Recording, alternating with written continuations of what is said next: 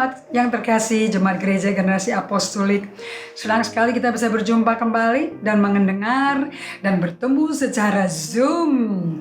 Tuhan men-Zoom kita semua satu persatu di musim ini. Dan saya melihat Anda semua sehat, Anda semua sukacita, dan saya melihat the positive vibe daripada youth-nya gereja generasi apostolik is so exciting.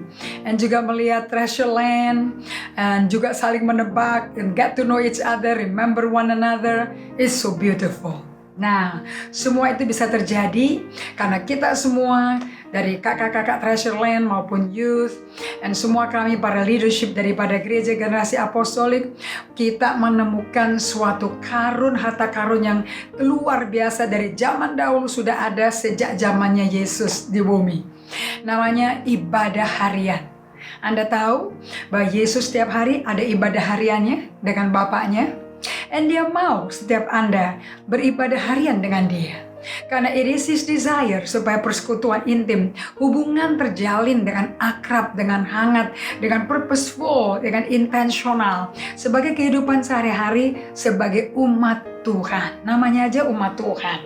Terus saya dipanggil hambanya Tuhan, tapi kok jarang dekat sama Tuhan? Well, di tengah-tengah musim seperti ini, let's become who we are called. Kalau kita dipanggil sebagai umatnya Tuhan, hambanya Tuhan, let us be close kepada Tuhannya. Betul apa tidak?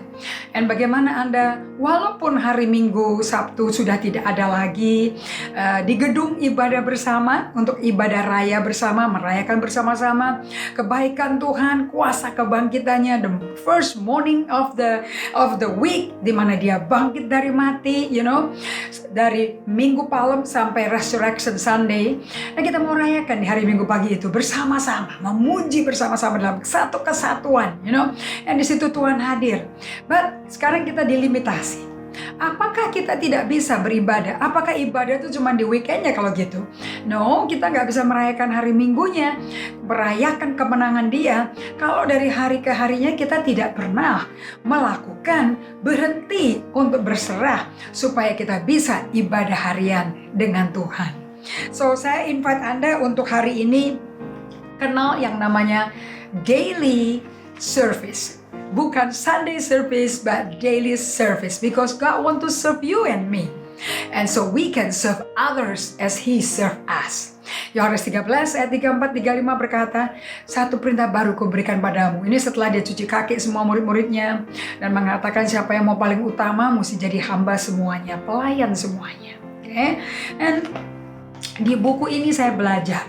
Yohanes 13 ayat 34-35. Love one another. Kasihlah sesamamu seperti aku telah mengasihi kamu. Nah, apakah Anda mengizinkan Tuhan mengasihi engkau hari ini? Mari kita bersama-sama mengizinkan Tuhan mencintai kita hari ini. Sebab kalau kita nggak ada ibadah harian, kita nggak bisa menceritakan tentang Yesus yang dikhotbahkan orang lain. Dan kita nggak bisa hidup dari rohaninya orang lain. We must have our own spiritual growth. Kita mesti punya pengalaman pertumbuhan rohani kita sendiri. Dan apa itu pertumbuhan rohani? Nothing more, nothing less daripada transformasi jiwa kita menjadi serupa Kristus. Untuk itu Anda butuh ibadah harian. Get this book, Emotionally Healthy Spirituality, chapter 8, Anda akan bisa belajar ibadah harian ini yang tersedia di Life Bookstore. It's right at the tip of your finger. Anda bisa miliki buku ini, dikirim ke rumah Anda. Oke. Nah, dalam ibadah harian ini saya sebutkan sebagai sacred space, rongga atau ruang yang suci, di mana day by day kita sediakan memang buat Tuhan kok. Tidak minta mujizat, tidak minta dikirimin uang, tidak untuk kesembuhan, but to be with Him. And as you are with Him, pada waktu Anda bersama Dia dalam waktu yang regular, of course kesembuhan terjadi. Of course gundah gulana berubah menjadi damai sejahtera. Karena di mana Raja Damai hadir, semua gejolak di jiwa kita sirna.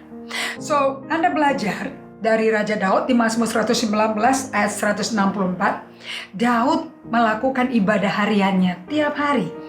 7 kali sehari, bukan sekali seminggu. 7 kali sehari between him and Jesus. Daniel, pada waktu semua Israel Yerusalem dihancurkan dan mereka dibuang ke Babel, Daniel itu ditangkap, dibuang ke dapur api bersama temannya because dia melakukan ibadah harian. And lihat, di tengah dapur perapian ada manusia keempat. Guess who? Yesus hadir di dalam api perapian. Karena api kemuliaan dia membuat kekuatan api yang manusia, pikiran manusia habis. Dan mereka keluar dari dapur perapian itu tidak bau gosong sama sekali. Because the fire of God is there.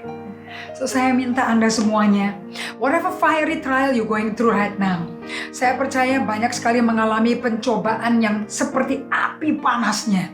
Ekonomi tergoyah, security keuangan terganggu, cemas, ketakutan, semua kekhawatiran memenuhi jiwa Anda. Stop, berhenti, slow down, berserah kepada Tuhan dengan cara duduk seperti Maria di kaki Yesus. And izinkan dia datang melayani engkau. Hidupmu akan mengalami mujizat.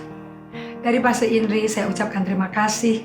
Dan saya berdoa makanan harian ini bisa menjadi makanan yang akan Anda makan dan kunyah dan alami. Dan lihat, hidup keluarga Anda akan disertai Tuhan. Mujizat di ujung lidah Anda sudah akan terjadi. Tuhan berkati.